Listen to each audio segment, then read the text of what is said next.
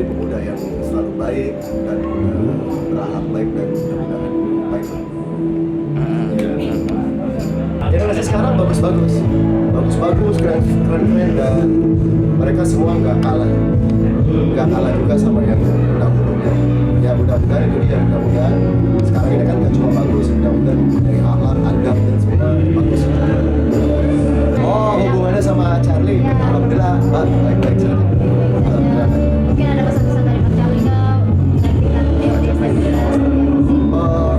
ke selama ini alhamdulillah setiap aku ini selalu WA Charlie ya, baik-baik aja sih alhamdulillah. Terakhir Charlie waktu itu pernah bilang semoga sukses ya di SEA Games aja. Aku juga sempat minta izin juga sih, kalau aku lagi manggung di luar dari ST12 aku solo, aku selalu izin sama Charlie, aku bilang bawain lagu-lagu A ya, itu aja sih. Kalau menggantikan nggak ada yang bisa menggantikan sebenarnya. Ya Charlie lah memang sangat kuat lah kan APP juga nggak ada yang bisa menggantikan. Apalagi sekarang ST12 kan brand ya, siapapun vokalisnya itu. Jadi aku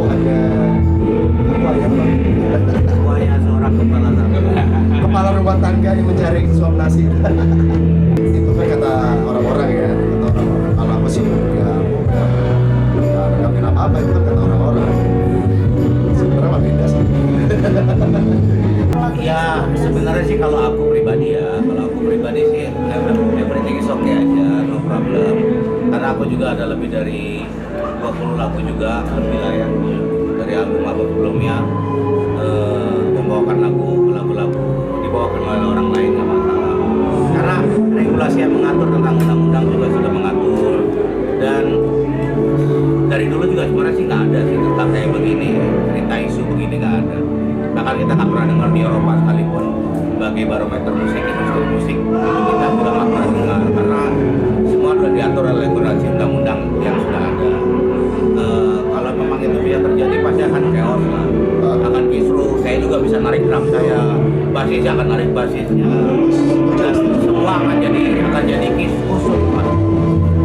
Dan juga satu hal yang tapi saya tidak mewakili yang lain ya, maksudnya kalau yang lain punya pemikiran yang begitu silahkan, itu hak semua, hak para komposer, hak pencipta lagu. Tapi ada satu yang menarik dari cerita yang akan saya ceritakan adalah gini, siapapun di dunia ini awal sebelum dia jadi sesuatu, dia menyanyikan lagu zaman. Pasti dia dulu bukan siapa-siapa, dia mungkin ikut ajang A, B, C atau ikut cover A, B, C. Sebelum jadi artis besar, dia pasti membawakan lagu orang. Nah, artinya apa? Dalam sistem industri itu ada namanya sistem digital. Kan kalau kita di sistem digital, semakin banyak orang membawakan lagu akan mendapatkan income yang besar.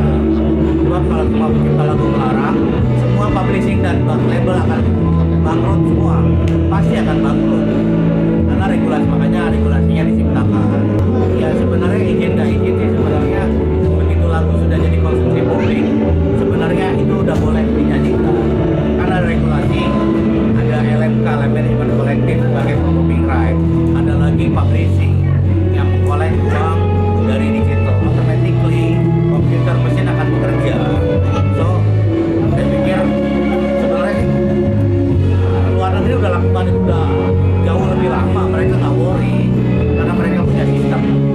Ya cuman saya nggak tahu ya, mungkin beberapa ada yang tahu tentang sistem industri kayak apa, ada yang nggak tahu mungkin. Tapi saya pikir sih ini sudah berjalan ratusan tahun dan semuanya udah berjalan oke. Kalau digital siapa yang akan mengkolek, kalau copyright kolektif siapa yang akan mengkolek. Kalaupun memang kita mau komplain, monggo komplain ke lembaga kolektifnya, gua minta sekian persen dong, jangan sekian persen. Itu didiskusikan, silakan. Janganlah, kasihan. Artinya mereka juga ingin berkarya. Mungkin hari ini mereka belum punya lagu, ya, dengan ingin menampilkan sebuah suara dia. Insya Allah doakan mudah-mudahan dia bisa ciptain lagu sendiri. Tapi kan siapapun penyanyi di Indonesia awalnya pasti gitu semua. Awalnya dia pasti kan belum punya lagu. Jarang lah datang baru dia. Saya justru akan support.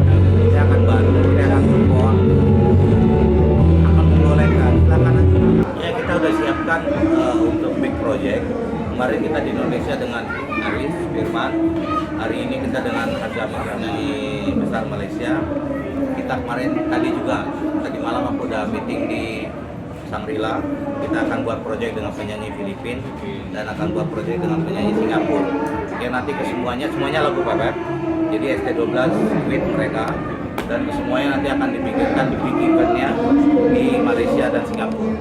4 negara. Kita kemarin juga baru pulang dari Sabah. Sebelumnya aku juga dengan Cari bikin reunian di Malaysia. Sebelumnya juga di Singapura dengan Cari. Hari ini dengan ST12 dan beberapa penyanyi. Jadi saya berharap buat semua teman-teman musik, ayo kita berkarya lah. Akan lebih indah sih kalau karya ini kedepankan daripada emosional. Ayo kita sama-sama berteman. Aku juga sebenarnya cukup miris mendengar beberapa konflik yang terjadi di antara musisi.